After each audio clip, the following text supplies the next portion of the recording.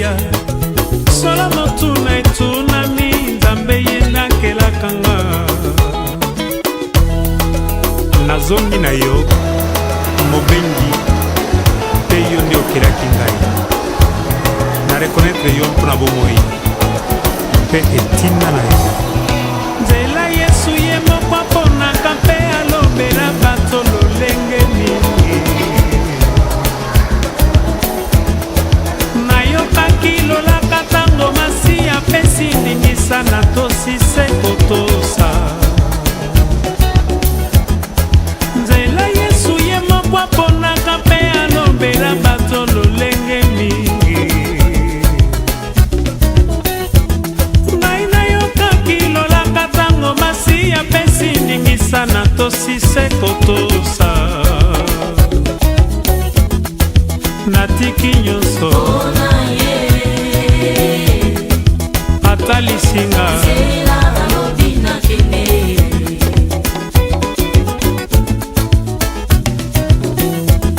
Mai natiki nyonso Ata lisinga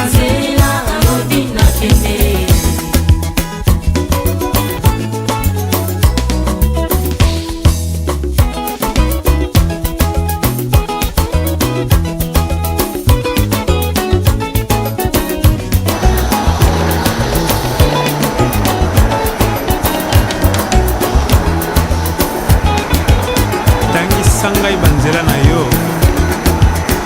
Yekoli sangai kotambola na yo Kolo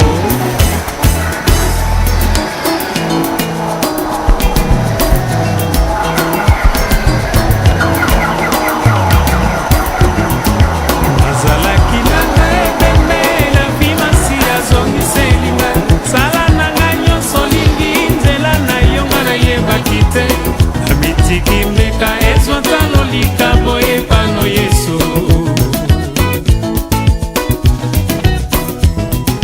Nazalaki nanga ebembe la vimasi azongiseli ngai Sala nanga nyonso lingi nzela na yo nga nayebaki te Namitiki mbeka ezwa talo likabo epano Yesu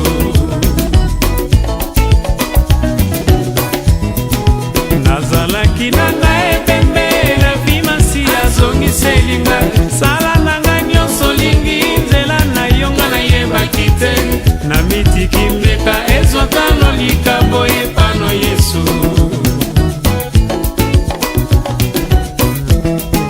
Nazalaki nanga ebembe la vimasi azongiseli ngai Sala nanga nyonso lingi nzela na yo nga nayebaki te Namitiki mbeka ezwa talo likabo epano Yesu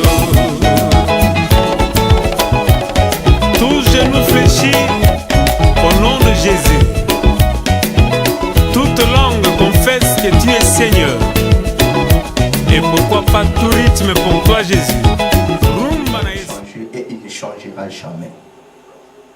La Bible nous dit dans Jean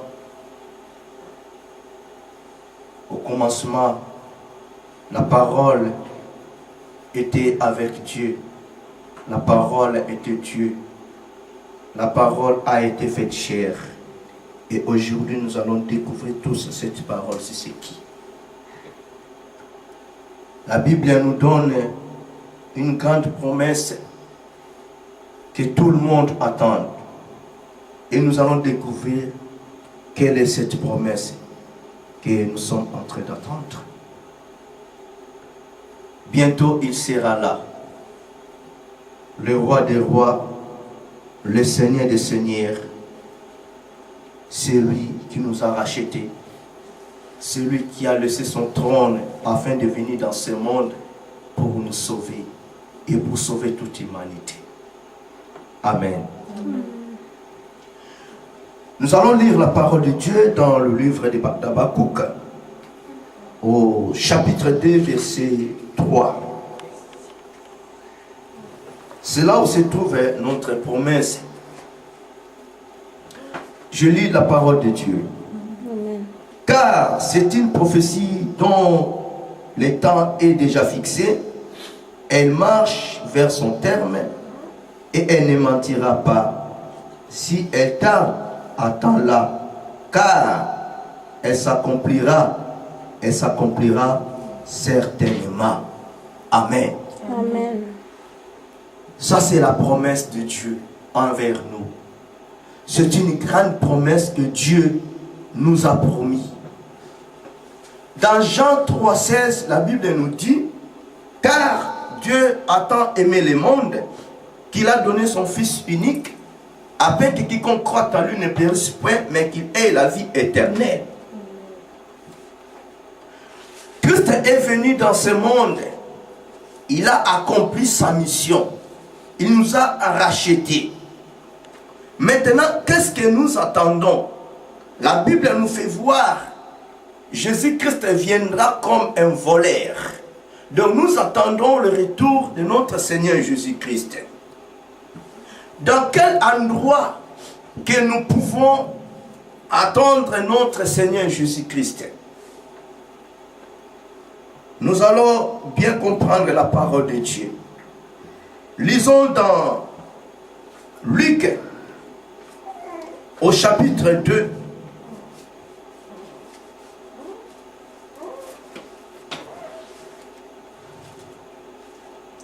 Luc chapitre 2, versets 41 à 52.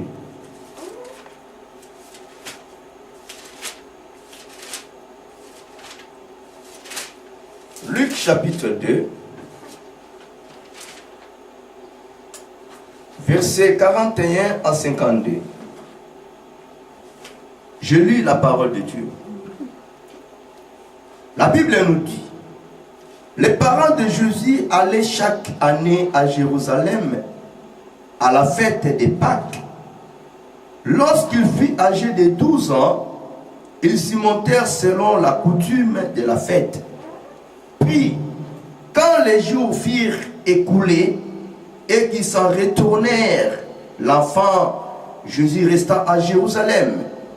Son père et sa mère ne s'en aperçurent pas, croyant qu'il était avec leurs compagnons de voyage.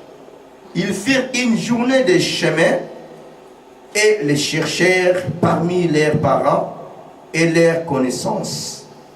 Mais, ne l'ayant pas trouvé, ils retournèrent à Jérusalem pour les chercher. Au bout de 3 jours, ils les trouvèrent dans les temples, assis au milieu des docteurs, les écouta et les interrogea. Tous ceux qui l'entendaient étaient frappés de son intelligence et de ses réponses. Quand ils firent saisir d'étonnement, et sa mère lui dit, « Mon enfant, pourquoi as-tu agi de la sorte avec nous? Voici ton père et moi, nous te cherchions avec angoisse. » Il leur dit, « Pourquoi me cherchez-vous? Ne saviez-vous pas qu'il faut que je m'occupe des affaires de mon père? » Mais il ne comprit pas ce qu'il leur disait. Amen. La parole de Dieu nous a fait éclairer là où Jésus-Christ, qui est notre sauveur, était trouvé par ses parents. Jésus-Christ était né comme tout le monde.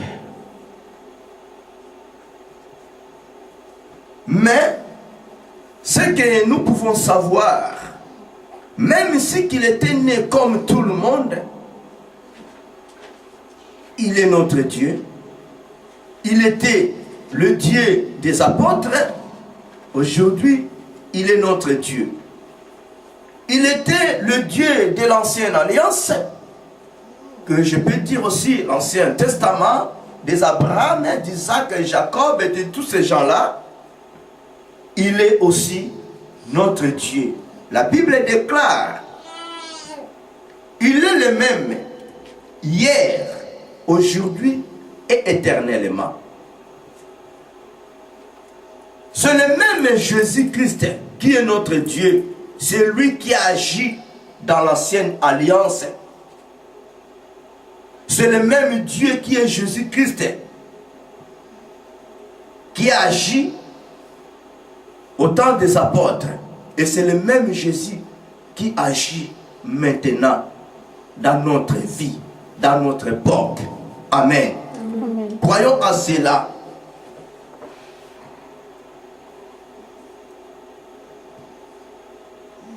Nous avons qu'une seule connaissance en nous de savoir que Christ est Dieu. Il est Dieu, il restera Dieu. La Bible nous fait voir, à l'âge de 12 ans, Jésus a commencé déjà de s'occuper des affaires de son père. Malgré tout, ses parents étaient troublés, mais ce qui est important, au cours de la route, ils n'ont pas vu leur enfant, qui était Jésus-Christ notre Dieu. Ils ont cherché leur enfant partout. Au bout de 3 jours, selon la parole de Dieu, ils sont retournés à Jérusalem. C'est là qu'ils ont trouvé leur enfant, qui est aujourd'hui notre Dieu. Jésus-Christ s'est retrouvé en Jérusalem, pas pour faire d'autres choses. Ses parents se lamentaient vis-à-vis de leur fils. Ils étaient troublés. Mais la réponse de Jésus-Christ était simple. Il a bien répondu à ses parents. Pourquoi me cherchez-vous? Vous ne savez pas que c'est là que moi je puisse faire l'œuvre de mon père, que je puisse m'occuper des affaires de mon papa. Écoutez, c'était à l'âge de 12 ans. Jésus-Christ s'occupait déjà des affaires de son père. Amen. Il savait très bien que c'est là qu'il puisse saisir sa promesse. À l'âge de 12 ans, Jésus-Christ est au milieu de vieux, au milieu des docteurs. Il enseignait, il répondait aussi à leurs questions. Les réponses de Jésus-Christ, c'était terrible aux yeux des docteurs, aux yeux des anciens. Tout ce qui était là, ils connaissaient la parole de Dieu. Ils avaient amené la connaissance de la parole. Mais avec beaucoup d'étonnement, ce petit enfant à l'âge de 12 ans, il est en train de nous enseigner, il est en train de nous répondre à nos questions, pas avec des erreurs, mais correctement. Et il les répondait comme il faut. C'est pour cela que mon thème est intitulé « Où serons-nous trouvés ?» Amen. Amen. Où serons-nous trouvés? Christ, bientôt, il sera là. Nous avons lu dans le livre d'Habakkuk, là où Dieu nous a promis sa promesse, sa belle promesse. Chacun de nous sait très bien que pourquoi aujourd'hui elle se retrouve dans l'église de Dieu. Pour faire quoi? Dans la nouvelle alliance, la Bible nous fait voir Jésus-Christ dans l'église de son Père. Il faisait l'œuvre de son Père. Il s'occupait des affaires de son Père. Maintenant, nous, dans l'église de Dieu, qu'est-ce que nous sommes en train de faire?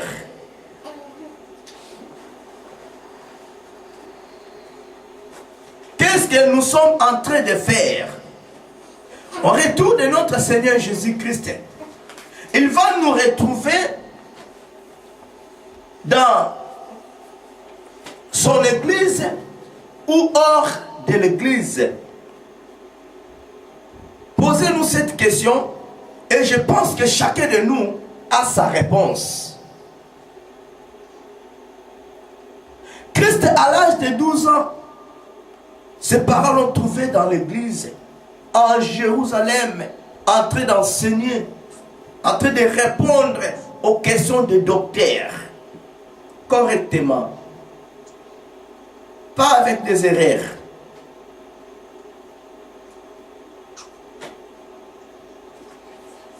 Il était sûr de lui. Quel âge avez-nous? Peut-être nous disons que je commencerai à servir mon Dieu à l'âge de 40 ans, à l'âge de 50 ans, à l'âge de 80 ans, peut-être plus que 100 ans. Si j'atteins 100 ans, si j'atteins 50 ans, je m'occuperai maintenant de l'œuvre de l'Éternel. Mais là, la Bible nous fait voir Jésus-Christ à l'âge de 12 ans, il s'occupait déjà des affaires de son père. La Bible déclare quelque part, nous n'avons qu'un seul père. Nous n'avons pas deux pères. Nous n'avons qu'un seul père, qui est Jésus-Christ. Mais, sachons-nous que nous avons deux pères dans ce monde. Amen. Nous avons deux pères.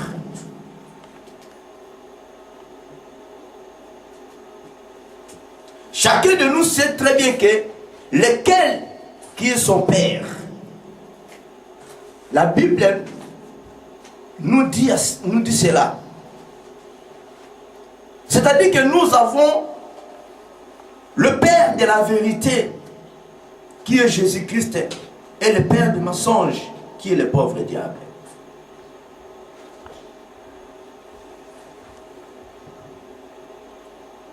Si nous sommes dans l'église, si nous sommes en présence de Dieu, cela veut dire que nous sommes envers l'œuvre de l'Éternel, qui est Jésus-Christ, notre Dieu. Mais si nous sommes dehors de l'église, cela veut dire que nous sommes en train de s'occuper de l'affaire de notre Père, qui n'a pas de sens, le pauvre diable. Mais ça reste maintenant à vérifier. Jésus-Christ, dans l'église, il faisait l'œuvre de son Père. Oui, nous sommes bien retrouvés dans l'église de Dieu. Jésus-Christ, dans son retour, il peut nous trouver dans son église, mais en train de faire quoi? Dans Genèse, si nous lisons la parole de Dieu, nous allons voir que non, il y avait Caïn et Abel dans les champs. Qu'est-ce qu'ils faisaient? Est-ce que ces deux personnages faisaient correctement l'œuvre de Dieu? Ces deux personnages s'occupaient vraiment correctement des affaires de Dieu? Non plus. La parole nous fait voir dans Genèse, c'est Abel qui faisait l'œuvre de Dieu. C'est Abel qui s'occupait des affaires de leur père. Pendant que Caïn était dans le champ de Dieu, dans l'église de Dieu, en Jérusalem, mais il faisait autre chose. Amen. Ils faisaient autre chose. Et ils avaient quel âge?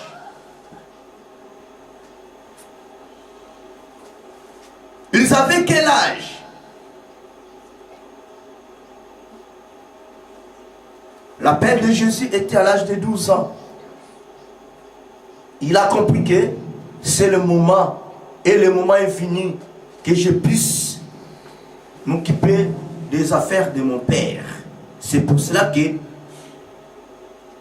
il s'est retourné en Jérusalem pour enseigner les docteurs, pour répondre à leurs questions.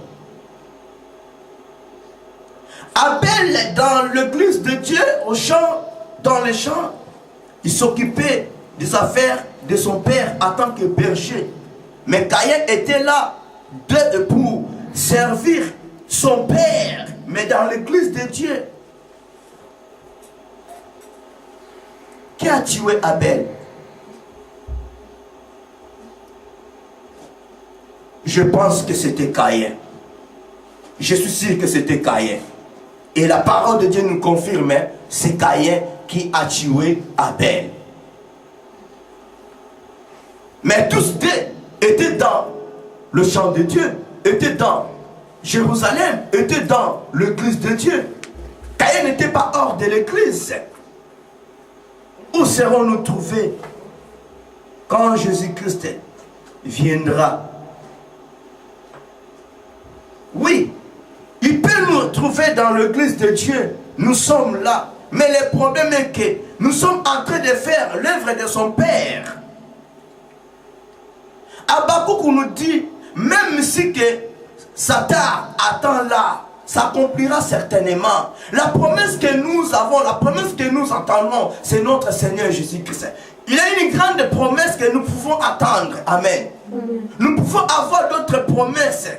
Les gens peuvent nous promettre, attends cette promesse-là. Mais une grande promesse que nous pouvons attendre, c'est Christ. Si nous venons dans l'église, je viens dans l'église pour prendre quelque chose. On m'a promis quelque chose. Dieu m'a dit, un jour, dans quelques jours, j'aurai quelque chose. Je suis vraiment désolé. Ce n'est pas vraiment la promesse que nous pouvons mettre en première position.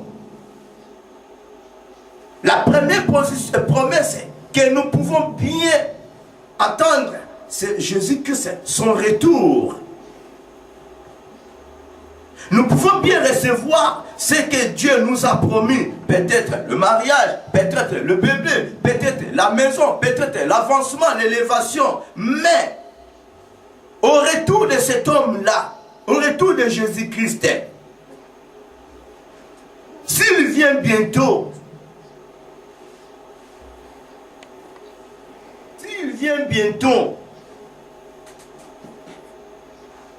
il nous trouve que nous ne sommes pas disposés. Est-ce que nous irons ensemble avec lui? Nous irons ensemble avec lui.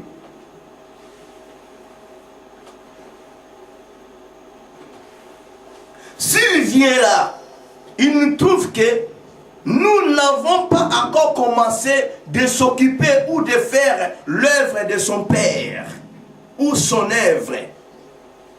Il sera content de nous. Nous serons justifiés. Nous serons enlevés. Ce sont des questions que nous pouvons poser.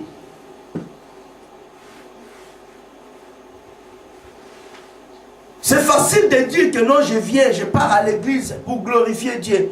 Mais le problème est que dispose ton cœur afin que tu puisses faire l'œuvre de Dieu. Dispose ton cœur. La Bible nous dit, notre Dieu, il est Dieu qui sonde le cœur et les reins. En venant à l'église, ce n'est pas synonyme de servir Dieu. Ce n'est pas synonyme de s'occuper de l'œuvre de Dieu. Jésus-Christ avait 12 ans quand il a commencé de s'occuper de l'œuvre de son Père. Nous avons déjà 40 ans, plus que même. 20 ans, plus que même. Quand est-ce que nous allons commencer de s'occuper de l'œuvre de Dieu? Il ne faut plus négliger l'appel de Dieu. Christ n'a jamais négligé l'appel de Dieu. Il était ensemble avec ses parents. Quand il entendit la voix de son Père, aussitôt Christ s'est retourné. Tout droit. Là où il fallait faire l'œuvre de son Père.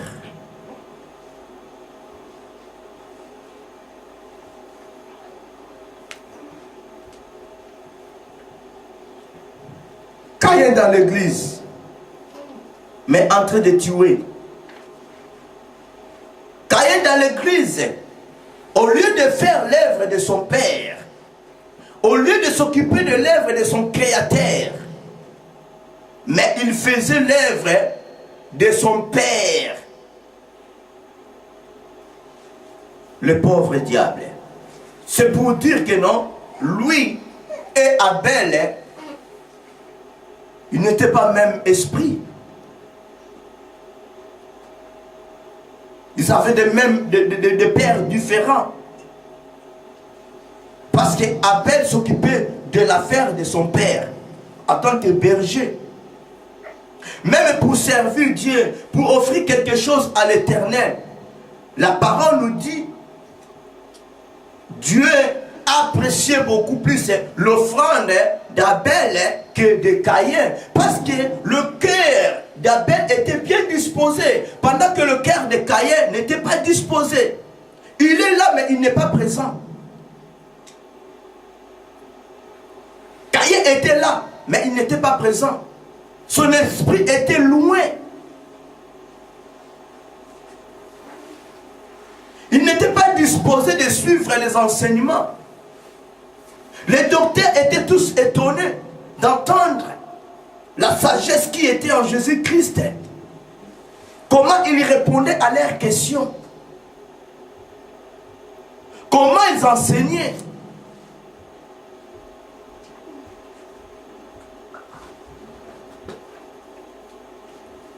Si les gens de ce monde seront étonnés de nous, ça sera magnifique.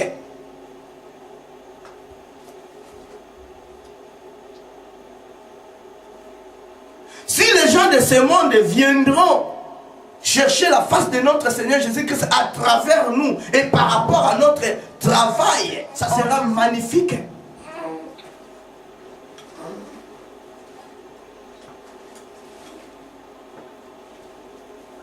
Attends-là, s'accomplira certainement.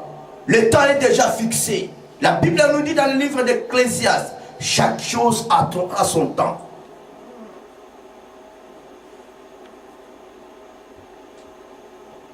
Chaque chose a son temps.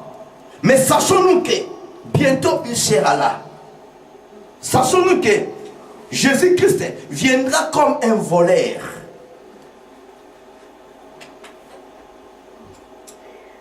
Nous ne connaissons ni l'heure, ni le jour, ni la date, ni l'année. Mais bientôt, il sera là.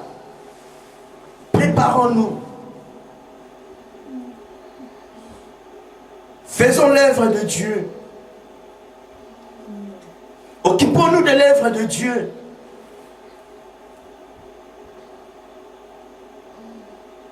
Soyons des vrais disciples de Dieu. Soyons des vrais enfants de Dieu. La Bible nous dit dans l'évangile selon Matthieu, allez faites de toutes les nations du disciple. En les baptisant, enseignez-les. Allez faites de toutes les nations de disciples. C'est-à-dire que nous pouvons être appelés des chrétiens, oui. Je n'en disconviens pas, ce n'est pas mauvais. D'être chrétien, c'est bon. Ça vient du mot Christ. Mais sachons-nous qu'il y a plusieurs chrétiens, il y a plusieurs chrétiennes.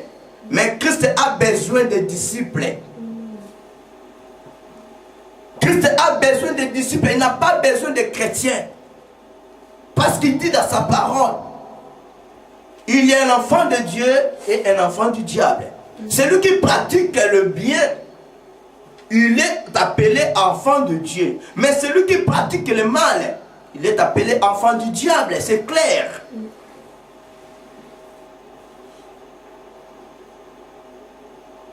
Où serons-nous trouvés?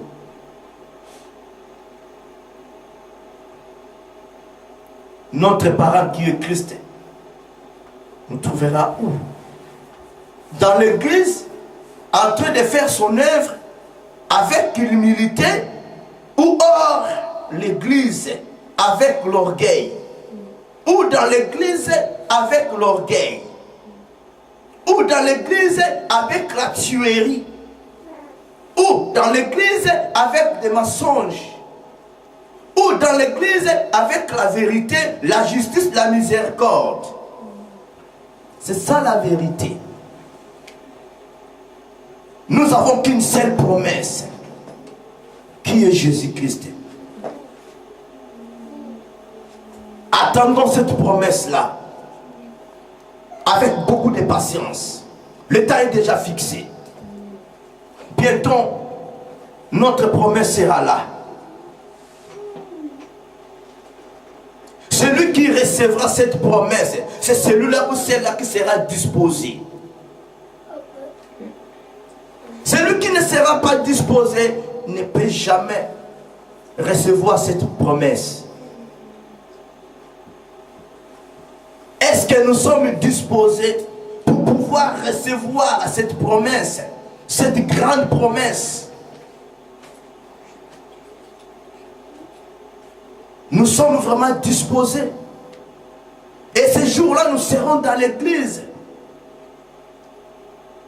Si Jésus-Christ vient bientôt, il nous trouve hors de sa maison.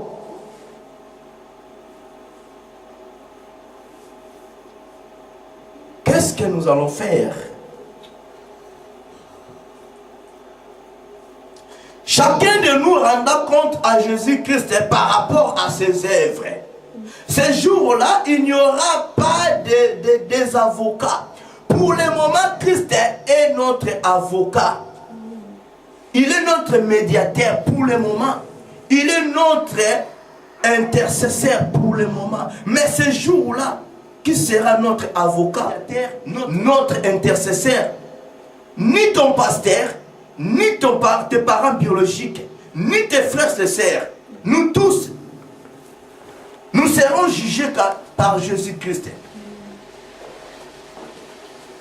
Nous tous, nous serons jugés par Jésus-Christ. Il n'y aura pas des avocats. Il n'y aura plus des avocats ces jours-là. Je vous dis à tout moment, ce n'est pas nos dîmes qui nous justifiera. Mais nous serons justifiés par rapport à nos œuvres. Retenons cette chose. Nous serons justifiés par rapport à nos œuvres. Christ a bien compris à l'âge de 12 ans, quand il a entendu parler de lui, quand il a entendu le Saint-Esprit, quand il a entendu l'Esprit de son Père, automatiquement, aussitôt, Christ se retrouvant dans l'église afin de œuvrer, afin de faire l'œuvre de son Père. Amen. Amen. Dieu t'a appelé en tant que parmi les 5 ministères selon Ephésiens 4:11. Mais toi tu te retrouves dans l'église en train de faire autre chose. Mais c'est dommage et c'est malheureux. Tu ne seras jamais récompensé. Dieu t'a choisi en tant qu'intercesseur ou intercesseuse. Tu te tiens là comme un protocole.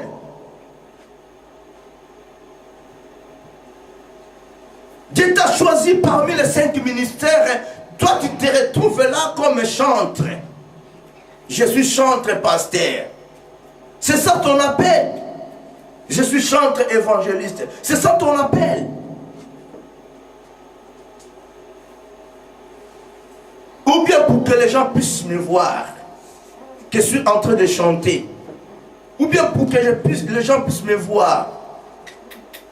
Je suis en train de servir les gens.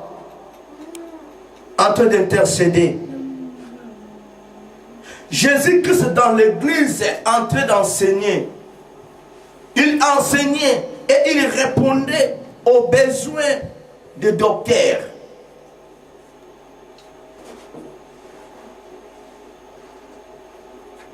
Bientôt il sera là. Qui est prêt, qui est prête pour recevoir cette bénédiction, pour recevoir cette promesse? Alléluia. Qui est disposé? Disposons nos cœurs. Soyons toujours prêts. Soyons toujours prudents. Soyons toujours prudentes. Afin de recevoir ce que Dieu nous a réservé. Oui, je pars à l'église, c'est bon, pour aller glorifier Dieu. Mais pour quel intérêt? Tu pars à l'église. Pour quel intérêt, premièrement? Tu penses à quoi? Pour avoir le mariage, ce n'est pas mauvais, c'est biblique. Pour avoir un bébé, ce n'est pas mauvais, c'est biblique. Pour avoir des voitures, ce n'est pas mauvais, c'est biblique. Parce que la Bible nous dit, l'or et l'argent appartiennent à Dieu. Pour que je sois riche, ce n'est pas mauvais, c'est biblique. Que c'est devenu pauvre pour que nous soyons des riches. Mais la première des choses à savoir, quand nous venons à l'église, pas pour avoir les choses de ce monde, plutôt que pour avoir les choses divines. C'est pour cela que la Bible nous dit, nous sommes dans ce monde, mais nous ne sommes pas de ce monde. Même si que nous vivons dans ce monde, mais sachons-nous que nous ne sommes pas de ce monde. Nous dépendons à Dieu. Cherchons d'abord le royaume et la justice de Dieu. Faisons d'abord l'œuvre de l'Éternel. Toutes ces choses-là seront confiées que par l'Éternel Dieu. C'est pour cela que j'aime beaucoup cet homme, le roi Salomon. Il était plus sage. Quand on lui avait confié la mission, qu'est-ce que Salomon a demandé à son Dieu? Ce n'est que rien, ce n'est que jeune, je n'ai pas d'expérience. Il s'est minimisé lui-même. Il a compris que devant Dieu, il n'est que rien. C'est pour ça que c'est minimisé. Je n'ai pas d'expérience. Regardez la foule que tu m'as donnée.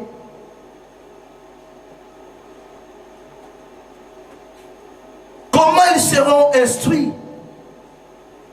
Éternel, tu m'as fait grâce. Donne-moi ton intelligence pour que je puisse interroger ton peuple, pour que je puisse prendre soin de ton peuple. Bien-aimé, la Bible nous fait voir l'intelligence de Dieu. L'intelligence de Dieu. Qu'est-ce que nous demandons premièrement quand nous venons en présence de Dieu? Nous demandons la voiture, Mercedes, BMW, mariage. Mais la Bible nous fait voir, quand Salomon a fait sa prière devant Dieu, en lui demandant l'intelligence, Dieu lui a donné merci. Ta prière, ta demande m'a frappé. Tu m'as donné que l'intelligence que je suis. Merci, je te donnerai d'autres que tu n'as pas demandé. Salomon était béni fortement. Il était riche. Dieu lui a accordé la sagesse. La sagesse qu'il n'a pas demandé, mais Dieu lui a donné. Les richesses de ce monde que Salomon n'a pas demandé, mais Dieu lui a donné. Il était fortement béni. Fortement béni. Parce qu'il a compris que sans l'intelligence de Dieu, je ne peux rien faire. Mais Salomon peut aussi négliger Dieu parce que son père David avait beaucoup d'argent. Écoute, un enfant du roi, c'est lui qui a suscité son père. Ils avaient beaucoup d'argent. Il pouvait aussi négliger son Dieu. Nous avons des moyens. J'ai pris le pouvoir. J'ai pris le trône de mon père. Il pouvait aussi manifester l'orgueil. Mais la Bible nous dit c'est minimiser. Il a dit à son Dieu, ce n'est que rien. Je n'ai pas d'expérience. Comment nous nous présentons devant Dieu? Avec l'orgueil. C'est Dieu-là qui t'a choisi parmi les 5 ministères pour faire son œuvre. Et maintenant, devant ce Dieu-là, nous sommes devenus des orgueillés. Comme si que notre Dieu, il est inférieur de nous. En venant devant ce Dieu-là, eh ben, écoute, ce Dieu-là, bon, écoute, ce n'est pas du tout bien. Si nous sommes devant Dieu, il faut que nous puissions avoir à nous l'humilité. Quelqu'un qui prêche la parole de Dieu avec sa main dans la poche, ce n'est pas du tout respect. Notre Dieu est Dieu. Il restera Dieu. Il ne changera jamais. Et il ne peut jamais changer. Il ne mourra jamais. Nous mourrons un jour. Nous mourrons un jour. Mais ce Dieu-là est éternellement. Éternité en éternité. Il faut avoir du respect vis-à-vis de notre Créateur. Il faut que nous puissions obéir à sa voix. Il faut que nous puissions œuvrer avec humilité vis-à-vis de notre Dieu. Quand il nous fait appel, écoute la voix de ce Dieu-là. Mets-toi au service de l'Éternel. Il prendra soin de toi. Il s'occupera de nous. Amen. Amen. Attends-là, s'accomplira certainement. Même si aujourd'hui tu ne vois rien, mais attends-là, Christ viendra. Dès qu'il se présente là devant toi, tu as toutes choses. De recevoir Christ dans ta vie comme Seigneur et Sauveur. Ce n'est pas fini. Il y a des processus pour avoir la bénédiction. Il y a des processus pour avoir la vie éternelle. J'ai reçu Seigneur comme mon Seigneur et Sauveur personnel. C'est bon. Je suis enfant de Dieu. Je suis fille de Dieu. Je suis fils de Dieu. C'est bon. Ce n'est pas fini. C'est bon, mais ce n'est pas fini. Mets-toi au service. Mets-toi au service de Dieu.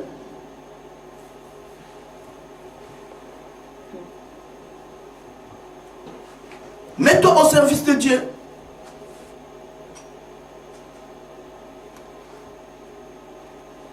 Le chemin long. Amen. Amen. La Bible nous dit, il est le chemin, la vérité et la vie.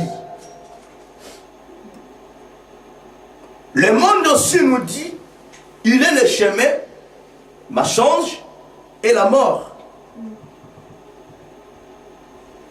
Il est le chemin. Oui, Satan, il est le chemin. Jésus, il est le chemin. Donc sachons-nous que nous avons deux chemins. Mais là au milieu, il y a maintenant la différence. Chez notre Jésus-Christ, il y a la vérité. Mais de l'autre côté, il y a des mensonges. Au bout, il y a la mort et la vie. Si nous sommes dans le bon chemin qui est de Jésus-Christ, un petit chemin avec des tribulations, avec des obstacles, mais en persévérant, nous allons tomber dans la vérité. Et nous sommes dans la vérité. La parole de Dieu est la vérité. Amen. Mais si nous sommes retrouvés dans le monde, nous allons plonger dans le mensonge. Nous sommes dans la vérité. Nous sommes dans le bon chemin et nous sommes déjà dans la vérité. Mais ce n'est pas fini. Quelqu'un d'autre peut te tromper. Il te fait retourner pour te faire changer notre chemin. Pour aller te rencontrer avec les mensonges. Et à peine de compte d'embrasser la mort. Mais là où tu es maintenant, tu es dans le bon chemin. Tu es déjà dans la vérité. Persévère-toi.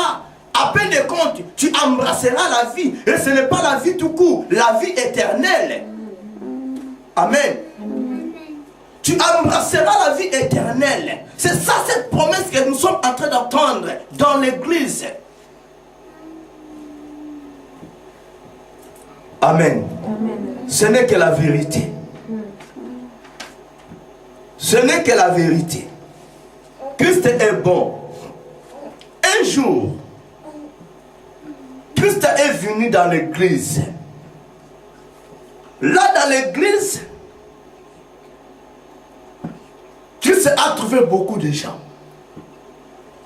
D'autres gens étaient déjà fatigués. Ça fait déjà 40 ans qu'il était dans l'église. D'autres d'autres en bonne santé, d'autres en colère, d'autres enflammés, mais dans l'église, quand l'occasion s'est permise,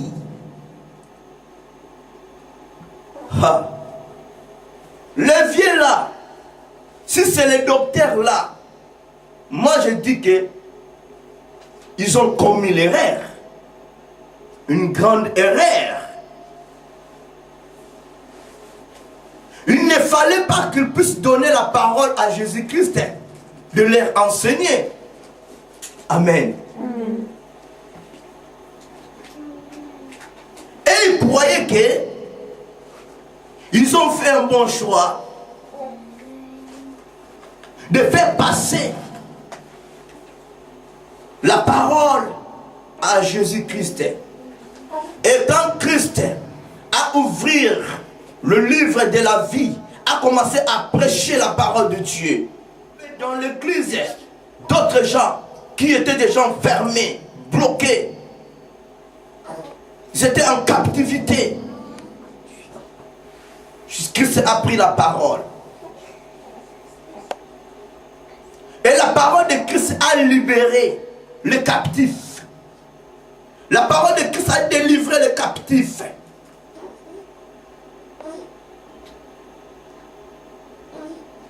Amen. Amen. Ceux qui étaient là, ceux qui étaient malades, ont trouvé la guérison à travers la parole de Dieu.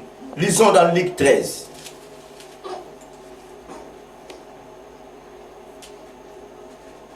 En commençant par le verset 10 à 17. Je lis la parole de Dieu. Amen. Jésus enseignait dans une des synagogues les jours du sabbat. Et voici, il y avait là une femme possédée d'un esprit qui la rendait infirme depuis 18 ans. Elle était courbée et ne pouvait pas du tout se redresser. Lorsqu'il a vu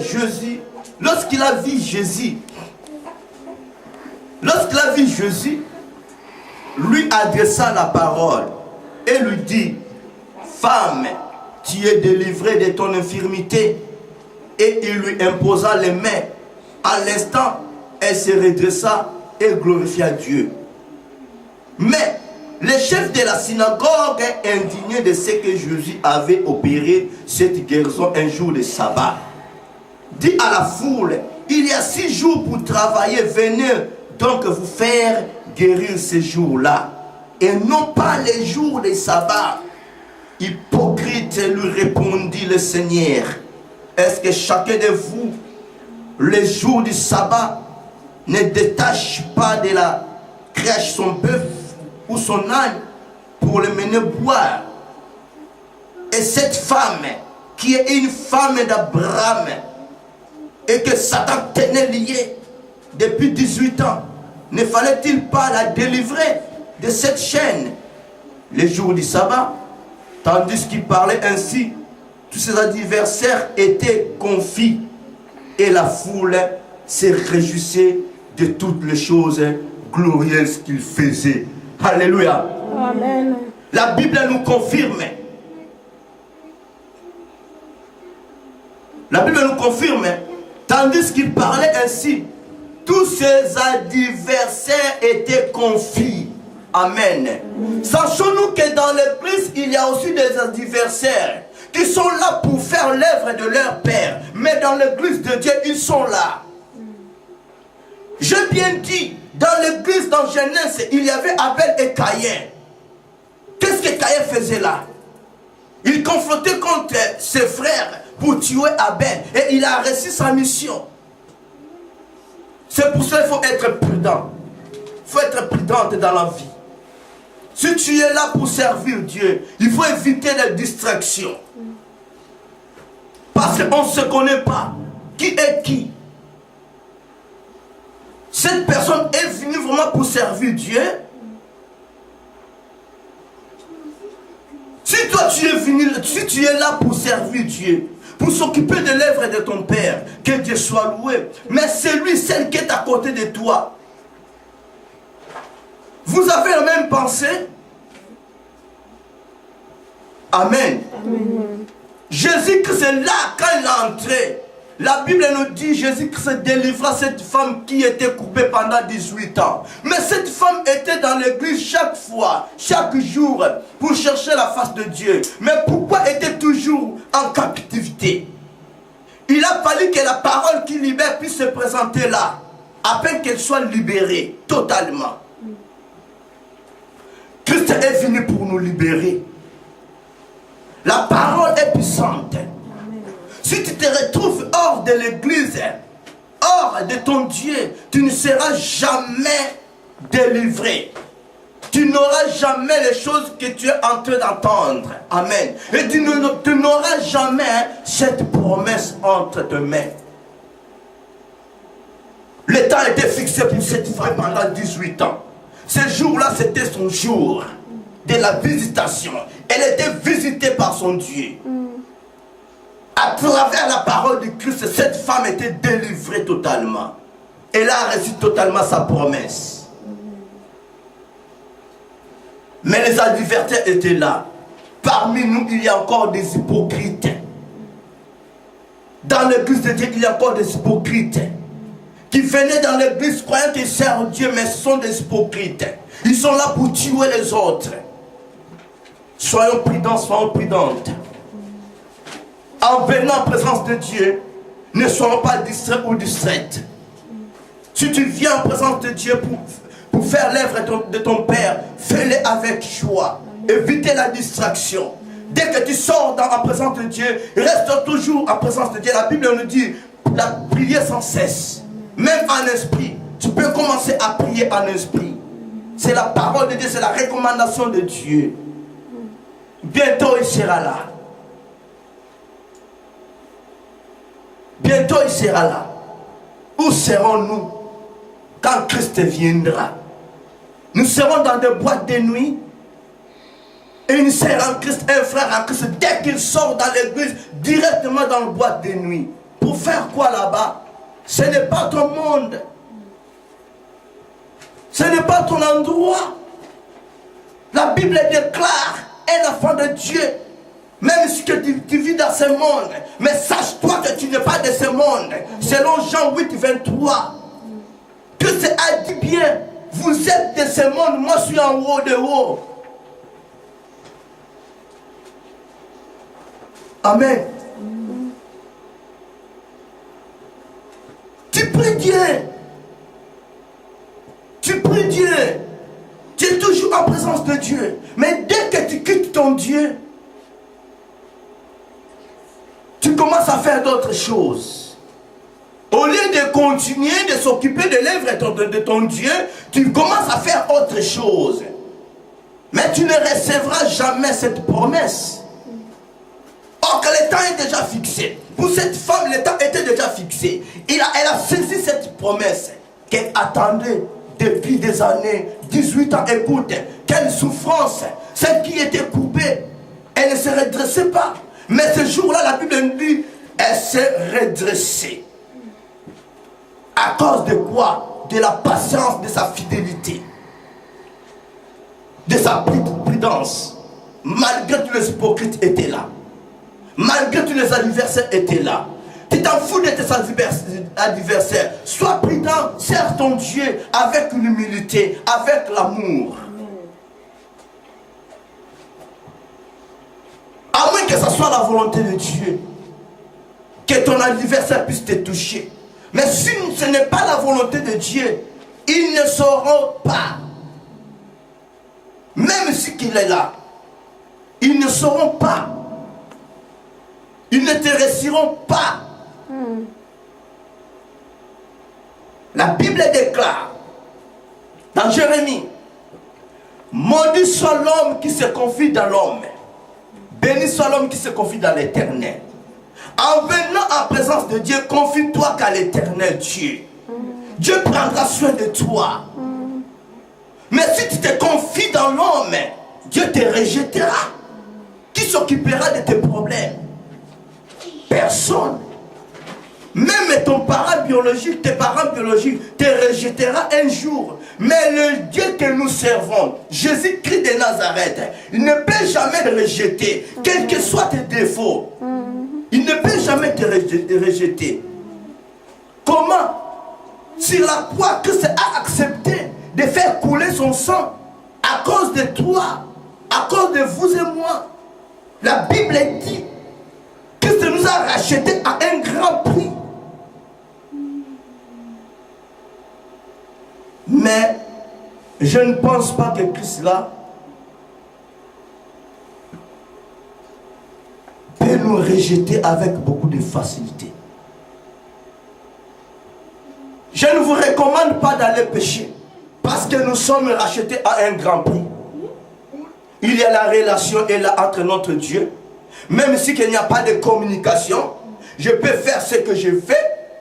Non, la Bible est contre ça. Et la Bible dit, le salaire du péché c'est la mort. Beaucoup plus, il faut profiter d'avoir chaque fois, chaque heure, chaque seconde, chaque jour, une bonne communication avec ton Dieu. Ne faut plus qu'il y ait des coupures. Ne faut plus qu'il y ait des coupures, manque de réseau à cause de tes comportements. Manque de réseau à cause de tes pensées négatives infectées. Tu viens dans l'église de Dieu, tu représentes Dieu, tu pries Dieu, tu invoques ton Dieu, tes pensées sont déjà infectées. Au lieu de penser à ton Dieu, mais tu penses à autre chose. Comment ferais-je? Comment pourrais-je faire pour tuer cette femme, cet homme? Bien-aimé, pense-toi à la promesse de Dieu. Il y a une grande promesse de Dieu que tout le monde entend. Au lieu de penser à autre chose. Dès que l'église est finie, tu commences à parler mal contre ta sœur, contre même ton pasteur. Tu te confrontes avec les gens pour tuer ton pasteur. Celui que Dieu a choisi afin de t'instruire. Tu ne seras jamais récompensé. À moins que tu changes ta façon de voir les choses.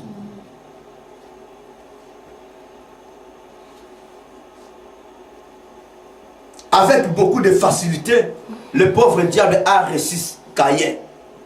Dieu a plusieurs fois enseigné Caïn. Fais ceci, fais cela, fais ceci, fais cela, pour éviter les péchés dans ta vie. Fais ceci, fais cela, pour éviter cet esprit-là du pauvre diable.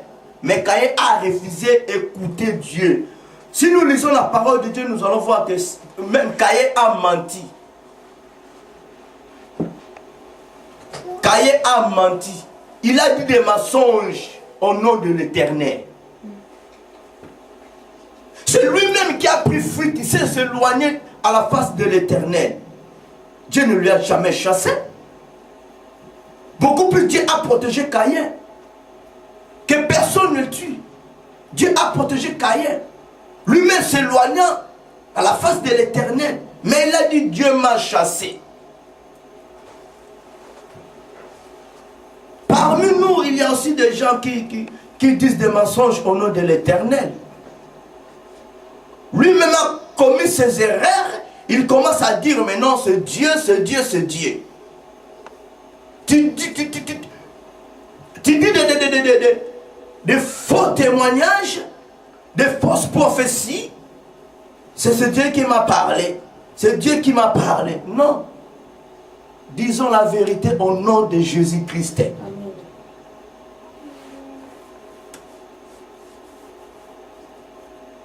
Disons la vérité au nom de Jésus-Christ. Les mensonges ne viennent pas de Dieu. Ça vient du pauvre diable. Pratiquons droitement la parole de Dieu. Servons notre Dieu avec beaucoup d'humilité. La simplicité, pleine d'amour. Avec un peu d'amour que nous avons. Mais nous n'arrivons pas à le pratiquer.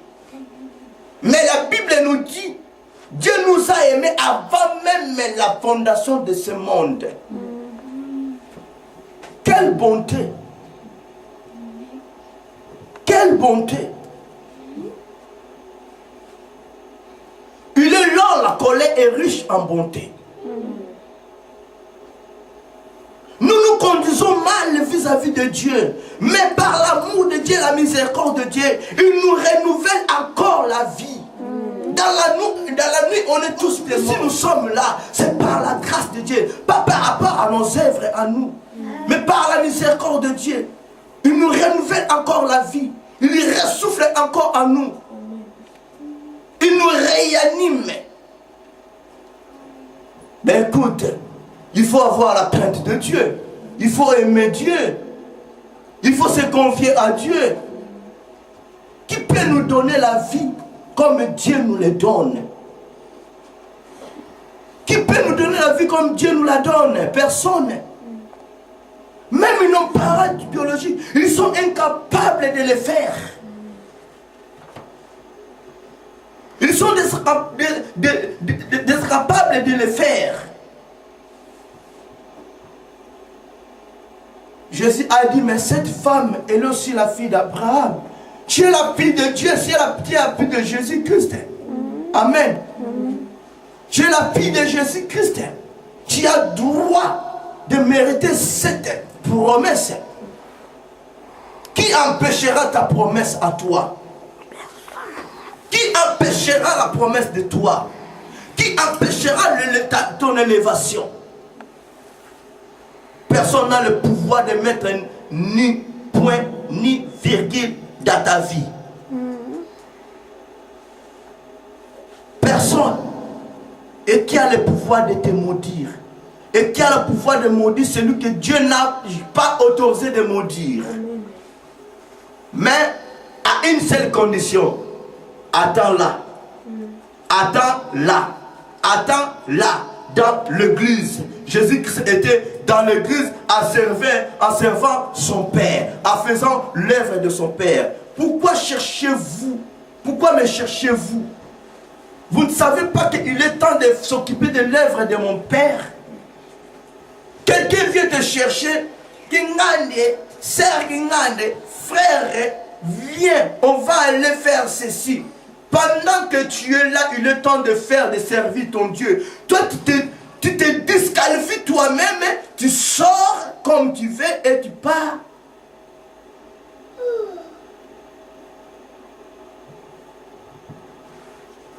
Amen. Amen. Paul a eu la grâce.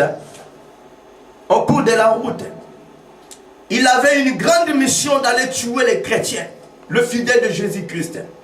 Il a eu la grâce. Il s'est rencontré avec Jésus-Christ.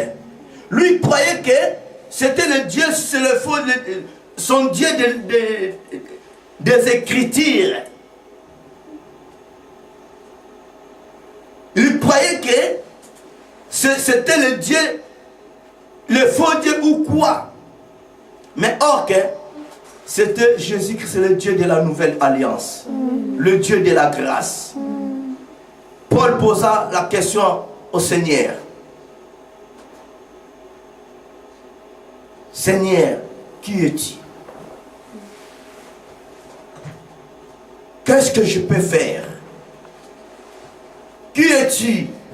Jésus a répondu, je suis Jésus, que tu es en train de troubler. Tu es qui pour faire troubler Jésus-Christ? On est qui pour faire troubler Christ? On est qui pour persécuter Christ? Jésus te place là. Il te dit ta place est là. Mais toi tu es en train de faire troubler Jésus-Christ. Comment expliquer? Écoutons bien l'appel de Dieu. Écoutons bien l'appel de Dieu. Et répondons à son appel. Amen. Il est temps de servir Dieu. Il est temps de mettre au service des autres les dons que nous avons reçus. Il est temps. Bientôt il sera là. Nous serons jugés par rapport à nos œuvres, pas par rapport à nos dîmes. Si tu amènes 40 000 euros, 500 000 euros, moi je peux prendre, je peux bien la prendre. Mais est-ce que cette somme-là, tu seras justifié à travers cette somme-là? Si ton cœur n'est pas disposé, tu seras justifié par rapport à ton argent? Quand la Bible nous dit, vous êtes frappés par la malédiction. Mais écoute, ce n'est pas parce que nous ne voulons pas donner la dîme, c'est parce que nous ne voulons pas mettre la parole de Dieu en pratique. La dîme, c'est une processus de la bénédiction. Ce sont des lois supplémentaires. Ce n'est pas compté parmi les 10 lois que Dieu a remis entre la main de Moïse. Appliquons-nous d'abord les 10 lois de Dieu. Tu donnes tes dîmes, mais quelque part tu frappes les gens. C'est facile de donner la dîme, les offrandes, mais pour pratiquer la justice, la miséricorde, la fidélité, nous n'arrivons pas. Dieu a dit, vous privilégiez d'abord la dîme, l'offrande. Ce qui est important, vous n'arrivez pas à le mettre à la pratique, la justice, la miséricorde et puis la fidélité. Accomplis d'abord ces 3 choses-là. Et puis la dîme vient après. Vous verrez maintenant la différence entre ceux qui servent Dieu et ceux qui ne le servent pas. Comment verrons-nous la différence entre ceux qui servent Dieu et ceux qui ne le servent pas dans la vérité? Nous pouvons avoir à nous la foi. Mais si notre foi n'a pas des œuvres, c'est nul. Attention, ce n'est pas les œuvres que moi je vais vous dire, les œuvres deviennent de donner 40 000 euros. Non, les œuvres divines.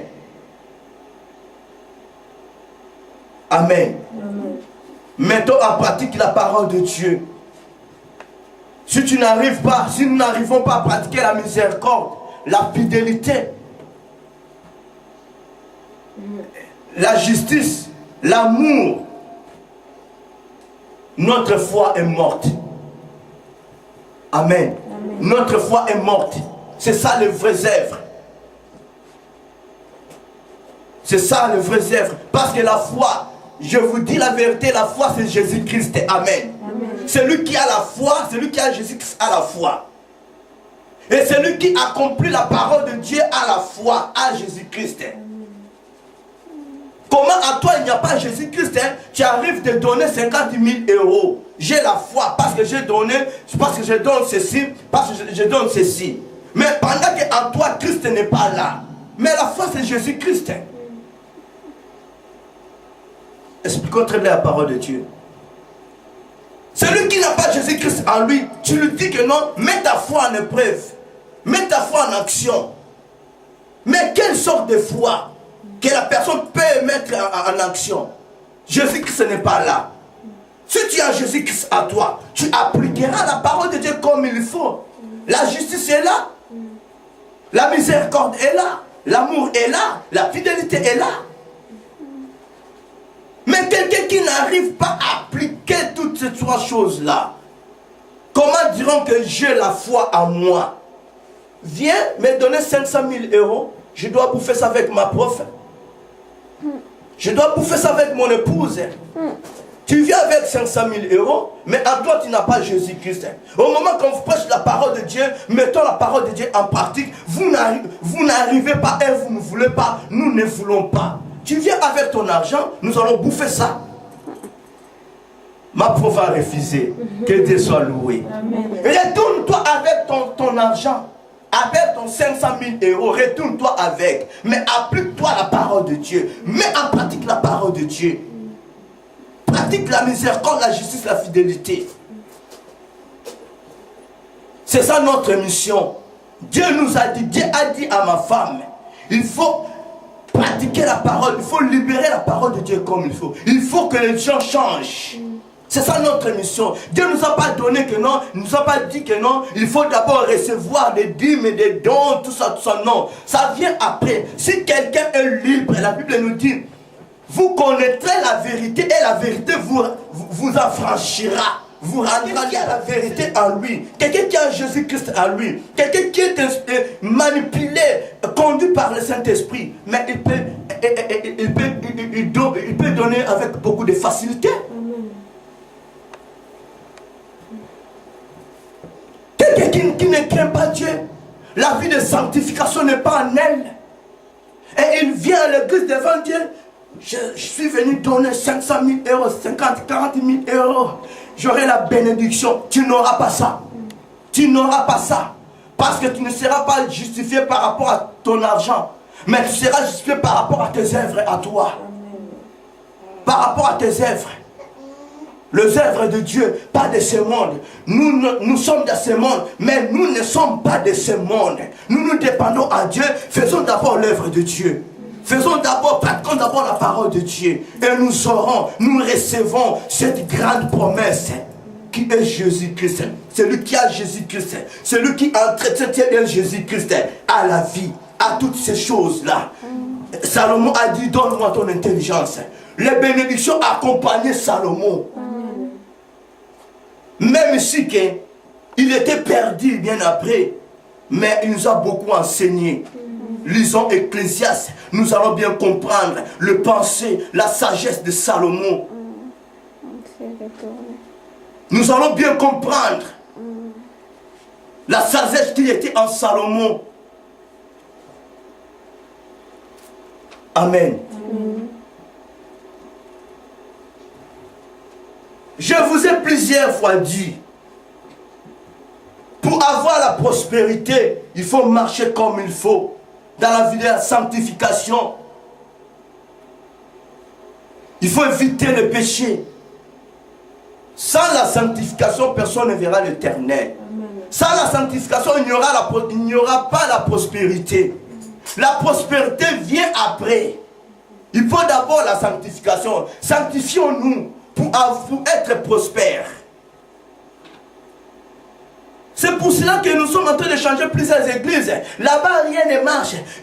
J'étais là avec mon problème. On n'a pas résolu ça. Je pars là-bas, c'est pareil. Je pars là-bas, c'est pareil. Mais ce n'est pas le problème de serviteurs de Dieu. Ça peut être aussi le problème des hommes de Dieu. Parce qu'ils n'arrivent pas à prêcher la vérité. Amen. Ils n'arrivent pas à dire la vérité au peuple de Dieu. C'est pour cela que nous sommes devenus des menteurs, des escrocs. Ce n'est pas la faute des fidèles de Dieu. C'est notre faute. Nous n'arrivons pas à dire la vérité au peuple de Dieu. Viens, vous aurez ceci. Il a la prospérité ici. Vous allez voir. Vous allez recevoir le Saint-Esprit. Oh my God. Vous allez recevoir cela. Alléluia. Quelqu'un qui n'a pas la foi, qui est Jésus-Christ, comment il recevra le Saint-Esprit? C'est quelqu'un qui est rempli de choses de ce monde. Quelqu'un qui est rempli, ses pensées est déjà infecté. Qui a l'esprit de tuer que les gens. Comment il peut recevoir le Saint-Esprit, la prospérité, s'il n'est restitué par ce qui est du diable? Il faut d'abord dire à la personne de restituer ce qui est du diable. Et bien après cela, il y aura la bénédiction, la prospérité. Quelqu'un qui n'arrive pas à restituer ce qui est du diable, il embrasse les choses de ce monde. Il embrasse. Mais comment?